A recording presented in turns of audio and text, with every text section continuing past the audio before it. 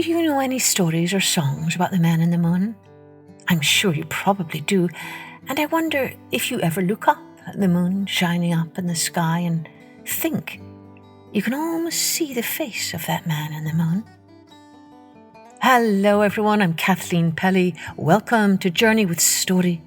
Today's tale is an Encore episode, an old story from China about the moon himself and how people think his face changed in one single night. But before we begin, I want to give a big shout out to Emerald14, who is 9 years old and sent me a lovely note. It's the second time she's written to me, and she told me that she loves this podcast. And her favourite story is The Wise Little Girl. And she sent me a beautiful drawing inspired by that story. She also asked if I could find a story about a mermaid. Well, I'm working on that, Emerald, but in the meantime, thank you for your support and encouragement. And another shout out goes to Vanya Sharma from Chandigarh in India, who is 8 years old and tells me that she never misses an episode from this podcast. How wonderful to hear. Thank you, Vanya. And another big birthday shout out to twin girls, Freya and River, who turned 7 today on November the 9th. They recently became Unicorn Patreon members. And thanks to their mum, Lindsay, who tells me the girls love to listen to this podcast every night. Happy birthday to Freya and River.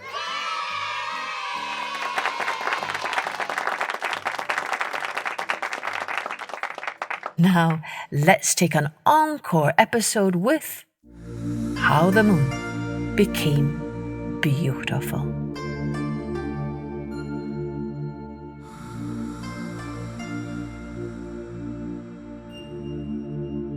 The moon is very beautiful, with his round, bright face, which shines with soft and gentle light on all the world of men. But once there was a time when he was not so beautiful as he is now. 6,000 years ago, the face of the moon became changed in a single night. Before that time, his face had been so dark and gloomy that no one liked to look at him. And for this reason, he was always very sad. One day, he complained to the flowers and to the stars, for they were the only things that would ever look in his face. He said, I do not like to be the moon. I wish I were a star or a flower. If I were a star, even the smallest one, some great general would care for me. But alas, I am only the moon, and no one likes me. If I could only be a flower and grow in a garden where the beautiful earth women come, they would place me in their hair and praise my fragrance and beauty.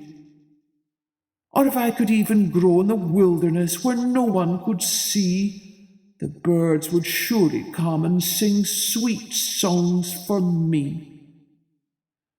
But I am only the moon, and no one honours me. The stars answered and said, We cannot help you. We were born here, and we cannot leave our places. We never had anyone to help us. We do our duty. We work all the day and twinkle in the dark night to make the skies more beautiful. But that is all we can do, they added, as they smiled coldly at the sorrowful moon. Then the flowers smiled sweetly and said, We do not know how we can help you. We live always in one place, in a garden near the most beautiful maiden in all the world.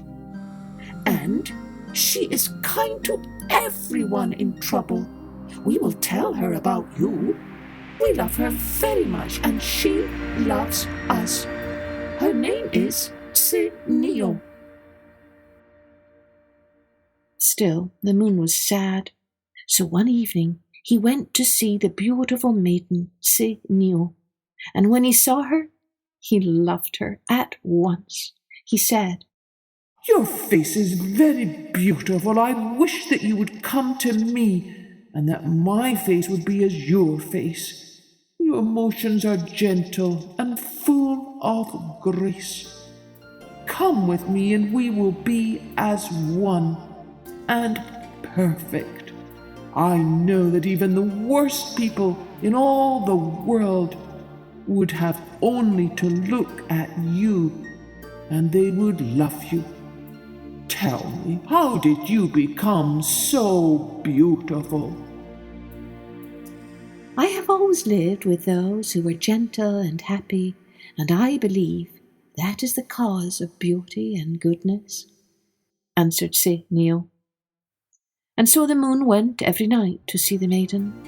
He knocked on her window, and she came.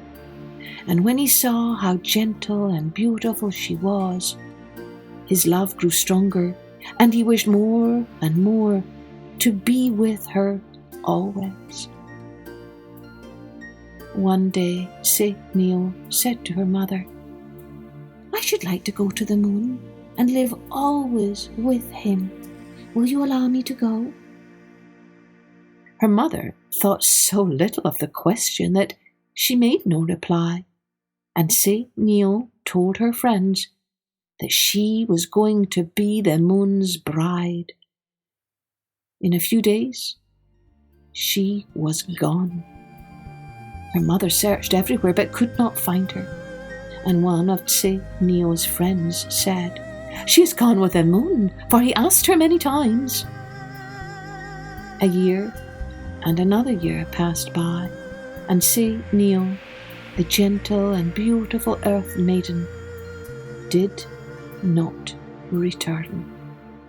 Then the people said, "She has gone forever. She is with the moon." The face of the moon is very beautiful now. It is happy and bright and gives a soft, gentle light to all the world. And there are those who say that the moon is now like Neo, who was once the most beautiful of all earth maidens.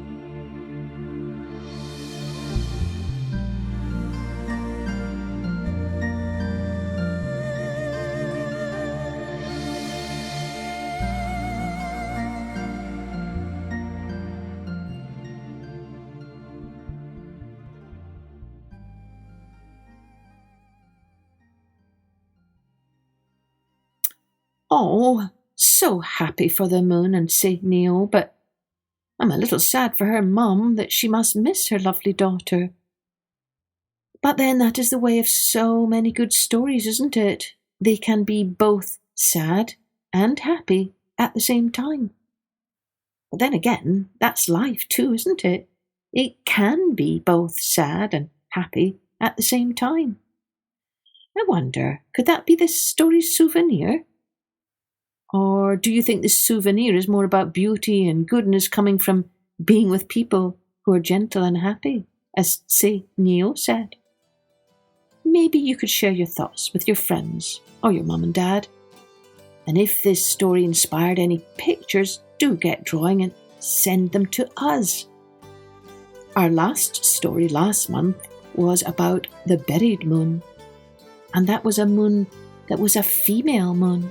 And this story is about a moon that is a man moon. I wonder, how do you see the moon?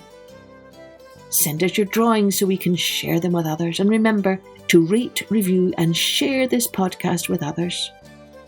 Cheerio then. Join me next time for Journey with Story.